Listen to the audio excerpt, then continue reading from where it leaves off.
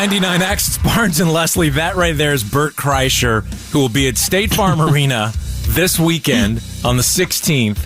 Effing funny dude. And look at that. There he is right there. Hey, Bert. How you doing? Dude, I could talk to you for 2 hours. I know you don't have that kind of time, but you have such an incredible career.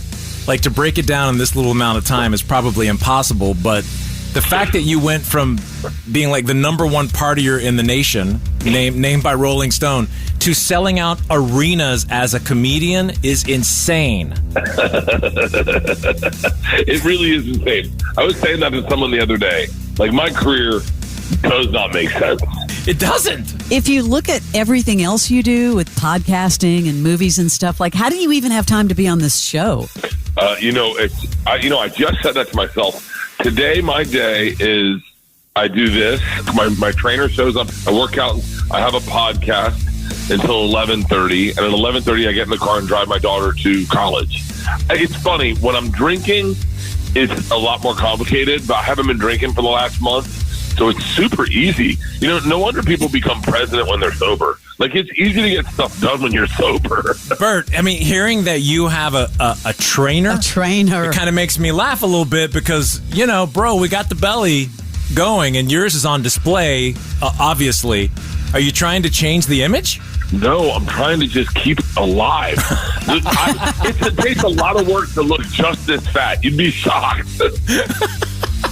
How did that even start? I always say to people, if I didn't work out, I'd look like Ralphie. Like, I put in a ton of work just to be like semi-palatable on stage.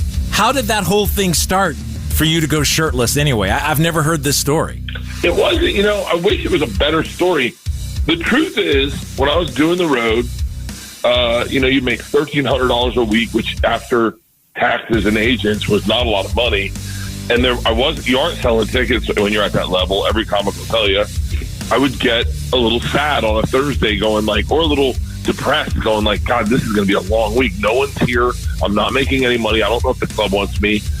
And so to remind myself that it was fun and that I was having a good time and that this should be fun, I would rip my shirt off. And like kill a beer. And then immediately I was like, all right, tonight's Thursday at the party. Let's have a good time. And then I'd do it Friday. And usually I'd put it back on.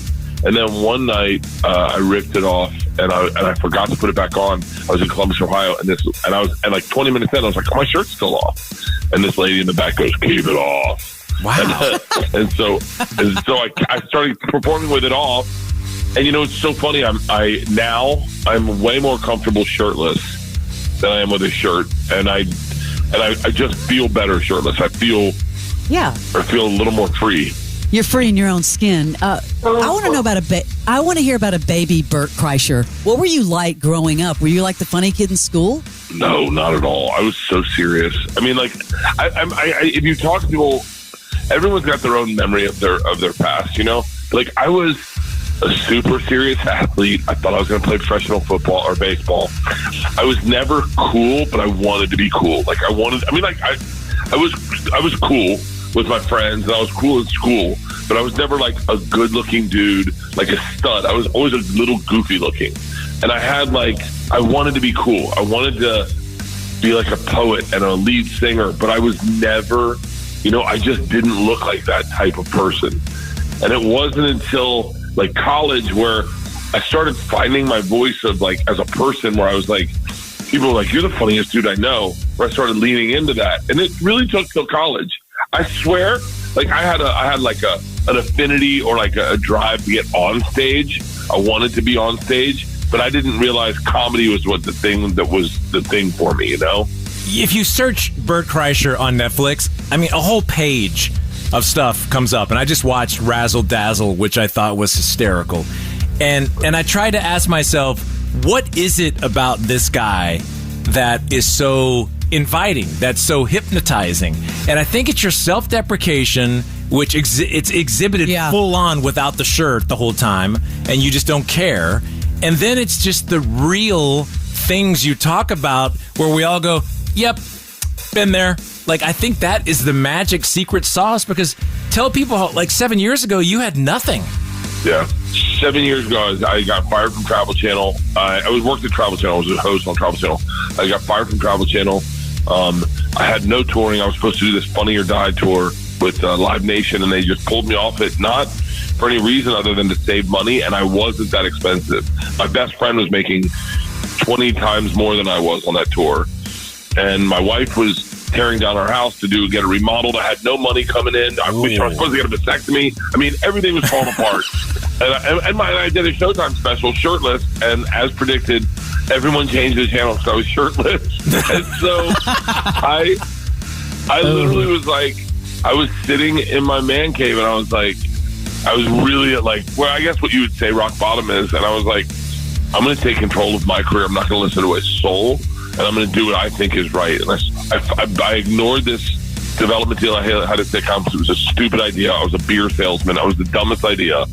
And I started focusing on this stupid. Me and Tom started challenging each other about weight loss, and it was getting traction online. And people were like coming to the store, and they'd be like, "Hey, how's your weight loss?" Like people were following it.